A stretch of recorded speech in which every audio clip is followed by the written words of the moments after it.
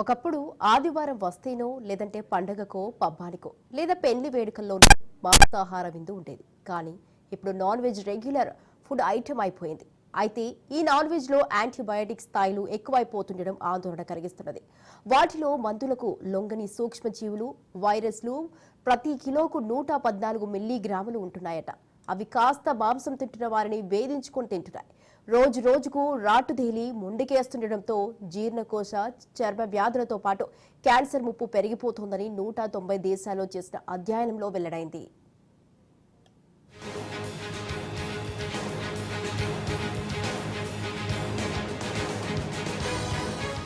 పాడి రైతుల్లో అవగాహన రాహిత్యంతో పశువులకు అధికంగా యాంటీబయాటిక్స్ ఇస్తుంటారు. ఒక కోడిపిల్ల 40 రోజులకే ఎదిగి మార్కెట్కు రావాలంటే యాంటీబయాటిక్స్ ఇంజెక్షన్ ఇవ్వక తప్పదని కోళ్ల ఫారం యజమానులు చెప్తారు. ఇంజెక్షన్ ఇవ్వగానే కోడిలో ఆకలి పెరిగి ఎక్కువగా తిని త్వరగా లావవుతుందన్నారు. పైగా కోడి ఎలాంటి వ్యాధుల బారిన పడకుండా ఉంటుందని చెప్తున్నారు. అలాగే గొర్రెలు, మేకలు, బర్రెలు, దున్నలు పెంచే పశువుల పాకలు కూడా చాలా అపరిశుభ్రంగా ఉంటాయి. వాటికి కూడా యాంటీబయాటిక్స్ వాడడం కామన్ గా మారింది.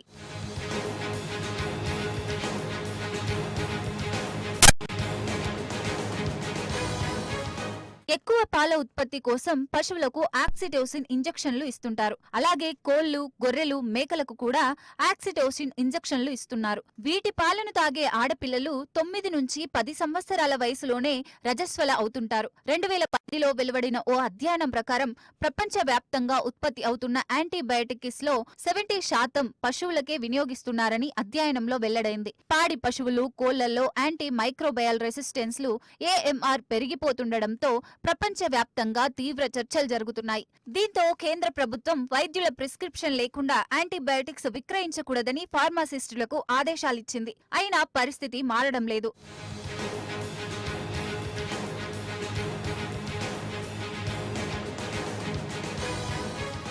విచ్చలవిడిగా మందులు వాడుతుండటంతో తినే మాంసంలోనూ యాంటీబయాటిక్స్ అవశేషాలు ఉంటున్నాయని తాజా పరిశోధనల్లో నిర్ధారణ అయింది. ఈ పరిణామం మానవుల్లో రుగ్మతలకు కారణమవుతాయని అధ్యయనం హెచ్చరిస్తోంది. 190 దేశాల్లో 2020వ సంవత్సరం నుంచి పరిశోధనలు చేయగా మాంసంలో యాంటీబయాటిక్స్ ఆనవాళ్లున్నట్లు బయటపడింది. ప్రపంచవ్యాప్తంగా వెలువరించిన ఈ జాబితాలో భారత్ 30వ స్థానంలో ఉంది. అంటే సగటున ప్రతి కిలో మాంసంలో 114 మిల్లీగ్రాముల మేర యాంటీబయాటిక్స్ ఆనవాళ్లున్నాయని స్పష్టమవుతోంది. అజిత్రోమైసిన్ ప్రభావం కొన్ని వారాలు, నెలల వరకు ఉంటుంది. యాంటీబయాటిక్ మెటబాలిజాన్ని బట్టి ఈ ప్రభావం ఆధారపడి ఉంటుంది.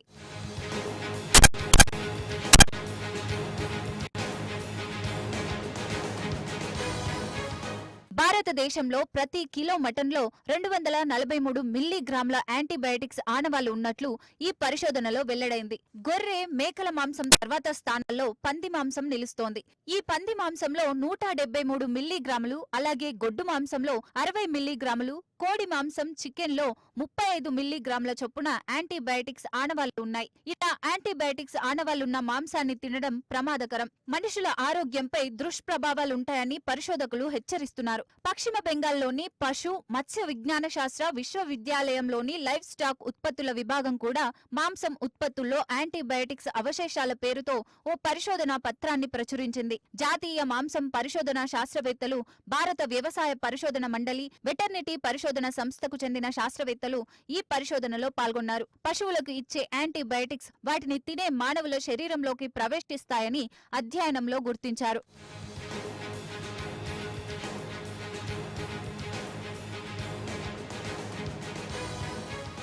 మాంసంలో ఉండే బీటా లాక్టమ్స్ కారణంగా చర్మ వ్యాధులు పెరిగిపోతున్నాయి.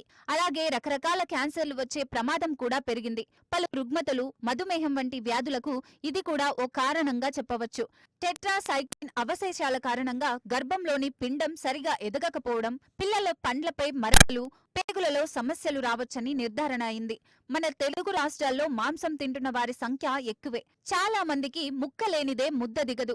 వేడుక ఏదైనా ముక్క ఉండాల్సిందే. అనారోగ్యాల నేపథ్యంలో జాగ్రత్తలు పాటించాలని, ముఖ్యంగా రోజుకు 50 గ్రాములు, వారానికి 200 గ్రాములు మించకుండా చూసుకోవాలని సూచిస్తున్నారు. అలాగే వండే పద్ధతుల్లో కూడా మార్పులు చేసుకోవాలని, యాంటీబయాటిక్స్ అవశేషాలు తొలగిపోయేలా పోషకాలు ఏమాత్రం లోపించకుండా చూసుకోవాలని హెచ్చరిస్తున్నారు.